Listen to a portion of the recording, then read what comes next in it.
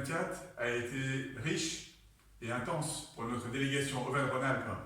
Du côté de l'équipe, elle était sensiblement renouvelée et regroupée sur Lyon, mais sans perdre de vue nos objectifs en termes de développement de l'animation territoriale. Côté élu, côté instance, Janine Lesage, notre présidente, a laissé son mandat en début d'année à François Blanchardon, et je vous propose tout de suite de voir avec lui ce qu'il a retenu de cette année 2024 et ce qui nous attend pour 2025. Je vous présente pour vous et pour vos proches une très belle année 2025. En 2024, l'année a été placée sous le signe du déploiement de notre plan stratégique par toute notre Union nationale. Les équipes de notre délégation s'y sont fortement investies, notamment à travers 3 comités de pilotage que nous avons lancés et que se sont efforcés, en repartant des actions déjà existantes, d'établir une vision et une feuille de route jusqu'en 2026 pour chacune des 3 propositions de notre plan stratégique. Par rapport à cette ambition, je retiendrai de 2024 la première commission du réseau organisée à Clermont-Ferrand en novembre dernier. Ça a été l'occasion d'échanger et de partager entre les associations membres et de mieux se connaître. Des ateliers nous ont permis d'aborder le sujet du renouvellement des mandats en commission des usagers pour 2025, mais aussi d'échanger sur les défis de nos associations respectives. Tout au long de l'année, nous avons développé notre communication en accentuant notre présence sur les réseaux sociaux pour davantage valoriser l'initiative de nos associations et de notre union. Alors, l'ambition 2 a été foisonnante, mais je vais citer 2 actions. La première, c'est la Journée européenne de vos droits en santé. C'est l'action phare de notre délégation. Nous avons pris part à la construction d'un escape game aux côtés des équipes des hospices civils de Lyon, professionnels, représentants des usagers et patients partenaires. C'est le premier escape game sur les droits en santé et les retours ont été formidables. Nous sommes très fiers d'y avoir contribué.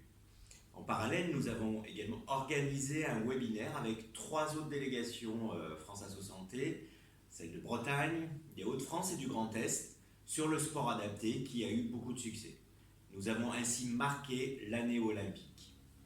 Pour la seconde action, nous nous sommes fortement impliqués dans l'organisation et le programme du 4e colloque international sur le partenariat du soin.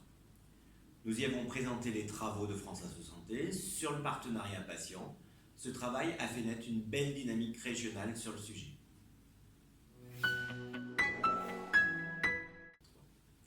Nous avons beaucoup travaillé sur les actions de plaidoyer en 2024. Je soulignerai notre travail important sur le thème des inégalités territoriales et sociales en santé. Un thème qui a été proposé par notre réseau d'adhérents en 2023.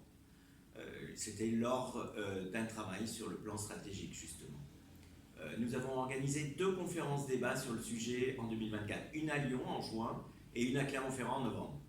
Plus localement, nos instances se sont saisies de la situation des urgences psychiatriques sur le bassin grenoblois, où les droits les plus élémentaires des patients ne sont pas toujours respectés.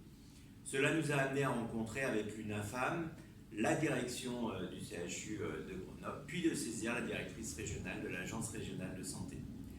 Notre mobilisation va se poursuivre en 2025. Alors nous allons poursuivre le travail sur le déploiement du plan stratégique qui reste notre fil conducteur jusqu'en 2026. Il y a des grands rendez-vous qui nous attendent pour cette année 2025. Alors je voudrais tout d'abord penser au renouvellement de nos instances pour défendre les droits des usagers, faire entendre leur voix. Nous sommes plus forts quand nous sommes unis. Donc j'invite les membres adhérents de notre délégation régionale à candidater au comité régional pour y travailler ensemble. Et je vous donne rendez-vous le 10 avril prochain pour notre assemblée régionale élective. En 2025, nous avons aussi tous collectivement rendez-vous avec le renouvellement des mandats des représentants des usagers en commission des usagers. Nous avons prévu plusieurs actions pour soutenir vos associations jusqu'à la clôture de l'appel à candidature fin septembre. Enfin, 2025 aura aussi une tonalité médico-sociale prononcée avec 2 journées en mai et en novembre qui sont dédiées à l'effectivité des droits des personnes accompagnées en établissements médico-sociaux. De nouveaux défis nous attendent pour faire vivre la démocratie en santé au sein de notre région. Nous les relèverons avec la force de nos équipes, élus et salariés. La vôtre, celle des 700 représentants des usagers qui composent notre réseau, mais aussi celle de nos partenaires, amis et soutiens.